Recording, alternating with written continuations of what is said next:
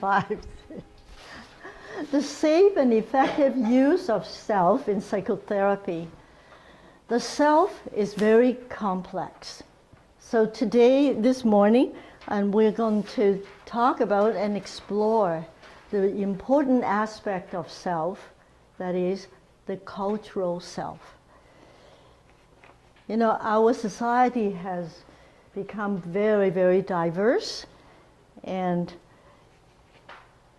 we need to know, how we're going to work with our clients from different cultures. Our cultural self is evolving constantly. And on the wall, I show some of you the class picture of my father in grade 4 at Parkdale. And you look at, he's the only Asian.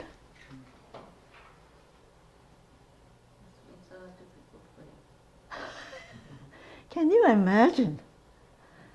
And even when we were in high school, we were the only Chinese family with 2 Japanese families. 2 years ago, we went back for our class 50th anniversary. I guess because we were the only Chinese family, some of my teachers recognized me. And the language teacher said, I taught you Greek. You didn't teach me Greek, you teach my sister Susan Greek. And you taught me Latin. You know, in the old days, if you want to go into medicine, you must have minimum grade 12 Latin. Well, I have my grade 13 Latin, but you see, our culture has changed. I look around the wall of all the, award-winning students from my high school. You wouldn't believe it, all colors. A lot of Asian, Korean, you name it. Very few blue-eyed blonde hair. You see how it changed over the years? And this is why when we are psychotherapists, we meet people from all over the world. And we need to know what is it, how we could use our cultural self. And this is why we spend some time today talking about our own culture. Some of us may find it very difficult to express it, but I think it is important to find part of, when you talk about identity, it is a cultural self-identity. So basically today we wanted to talk about being a psychotherapist, you must have multicultural competence. And we also wanted to find out what's the meaning of cultural identity. And one of my professors, Paul Peterson, and he talked about unintentional racism. And we talk about microaggression. And you see that on papers, you see that in real life. So this is why it's so important for us to be aware of cultural differences so that we will be effective psychotherapists. And also overall, we talk about the culture. For example, in Asia, we talk about collectivistic society. In North American, what's the word? Individualistic. What's the difference? How can we, from Canada, be able to understand people coming from Asia? I think that is very important. You have to be effective, you have to be respectful, you have to understand. But is it possible for us to learn about all cultures? So that's another question we have to. And then someone just talked to me about how often we talk about our own experience to our clients. That constitutes self-disclosure. What is the function of self-disclosure? Then we're going to talk about that. How much should we disclose? And what was the purpose of disclosure? Was it for me or for his client? And those are very, very important elements that we need to talk about and explore. And also, I'm going to show you the American Psychological Association guideline for practice in multicultural. All right. Paul Peterson's called the multicultural psychology is the fourth force in the mainstream psychology. So it has a place. And he's retired now, but his writing is still very relevant. And, you know, as I said, if you do not have multicultural competence, and your psychotherapy may not be effective. How many times my students come in and say, my clients didn't show up? Why? Because they don't get what they want. Some clients will come in, they want answers to their problem. And here you are, ask them, what's your childhood like? Well, what has childhood to do with what I'm doing? So we have to be very, very sensitive to where the clients are at, and where do we need to lead them, what are the materials that we need or they would be aware of in their lives that will help solve the problem. So I think, as psychotherapists, we must have a lot of tools in our toolbox. And I think this course will provide some of those tools. At least at this time, we could share among ourselves and share the tools that we found in that particular case was useful. So I hope in our group discussion, we will get some of that. So APA has made multicultural competence one of the required area for competency for clinical practice. And I think it is about time. All right, how many people know Stanley Su from California and his brother, Daryl Su and Arredondo? I have met some of these people and they just delineate what do we need to build up our multicultural competencies. One, we talked about this morning, self-awareness. And you have to be aware of your own value system, your own biases. How many people say you do not have any biases?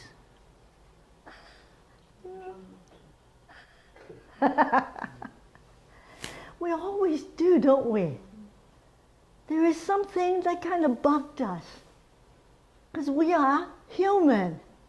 We are not angels. We're not perfect, right? It is okay. But we have to be aware of that. And when will those biases come out? And we also need to maybe even document yourself. And you say, today I just feel, and why would they do that? And then you look back and you say, well, yeah, now I know. How am I going to overcome? So by being aware of this so that we can improve our practice, improve our relationship with our clients. And what are the assumptions? Especially when you have multi-generation immigrants. That is a tough one. How many people work with immigrants that first generation immigrants and then the children were born, second generation, and then the third generation? What kind of difficulty have you ever found?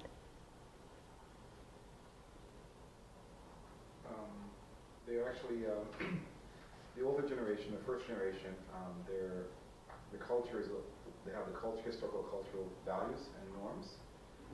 As they have kids here, the kids adapt to the major Canadian culture.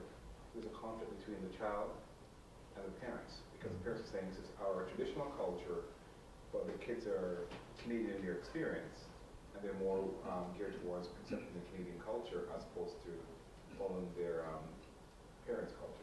We're not, that's right, thank you. We are not only dealing with generation gaps, we are dealing with cultural gaps within the family. And so it is hard. So your biases may come in. You understand where the parents were coming from, and you also understand where the children is coming from. So are you going to be for the parents? Are you going to be for the kids? That's a difficult situation, isn't it? So you have to examine yourself and say, well, do I have a bias? Right? And that's very important. And also we need to understand the client's worldview. See, the parents, the new immigrants, first generation immigrants, they have a different worldview. And then the children also have a different worldview. Then also about understand your own worldview and your understanding, your attitude, and your beliefs. See how complex the self is? So this is why we want to explore the multiple self. And once we grow, and we will be more aware. And then also we need to be culturally sensitive, and we need to develop it's not easy to develop interventions when you're working with families. And so sensitivity is so important. And so from the writing, we talk about how do we examine our own beliefs, the attitude, our learning, and the skills. Okay, culture. What is culture? It's a man-made environment. It is referring to language, religion, and materials, like creations, and also refers to the social norms. And people will say, back home, it's like this and like that. And of course, they believe in religion, and this is how we do things, and everybody has to be this way, and the way of life, and the sense of what is a good life. They come to you because they want to lead a meaningful, good life. What is it? So culture influences all these aspects, and the perception, the knowledge, and their behavior that follow. So culture actually is broader than just race and ethnicity. When we were in Vancouver, you can clearly see the culture between West and East. I don't know about Toronto. Do we? We have pockets, right? We have a pocket of Chinatown. And what else do we have? Korean town. And what else do we have? Italian, Portuguese. That's right. Someone said last night that I could hardly wait to go to, Portuguese to have some Portuguese food. And I felt, what Portuguese food? I don't know, but I know Japanese food, right? So that's all part of culture. Okay, cultural diversity. We talk about different races, different culture group, and also now we add sexual orientation. That's another culture. You look at my refrigerator and you see mixed marriages. Does that constitute a different culture? Yes. Oh, that's right. Catherine, would you like to tell a little bit about yourself? Well, I'm married to David, who's Hong Kong Chinese, though he was raised in Canada since he was 4. So he's a banana, really. And we joke about that, and I'm becoming more of banana. I'm becoming more of an egg. Oh, picking up several Chinese traits in myself, but I'm white on the outside. So we are, although a lot of our friends have mixed marriages, so it's a very normal thing for us. In the larger culture, in terms of my family, it's very different because I don't think there is any other mixed marriage. And for David's family, yeah, we're also rare there too, so we're kind of our own thing. That's and right. Forging our own way in our two families. You create your own culture, Yeah. so that everybody in your family can adjust to the majority culture and to your own created culture. True. And after 2 or 3 generations, do you think we're going to have little parts of culture, or do you think we're going to have a big, blended, multicultural society? Right? See, my grandfather's grandfather married to a Jewish white woman, according to legend. So if that is true, I might have a little bit of a Jewish DNA in me. And this is why my brother had curly hair. He got some red. And yes, and when my mom, my dad had a nose that he used to tease us. If you don't do this homework, your nose is going to be like mine. Physical characteristics will tell you a little bit of this, a little bit of that. Of course, my niece married to a Ghanaian, and her daughter is quarter Chinese, quarter white, and half, Ghanaian. And my other, like my brother's children are half-half, and then they marry, white. So I mean, in another 50 years, we all look different. Our gene pool have been mixed, right? And so we have to understand this society will not stay still. It will change. So the therapist's cultural identity, if you are not comfortable with who you are, you will hinder psychotherapy. And this is why it is so important. We've got to look at this aspect of ourselves. I have an article, it says, white supremacy, have you heard of that? Privilege. White privilege. Yeah. So, have you ever met anybody who feels they are white, they are more superior?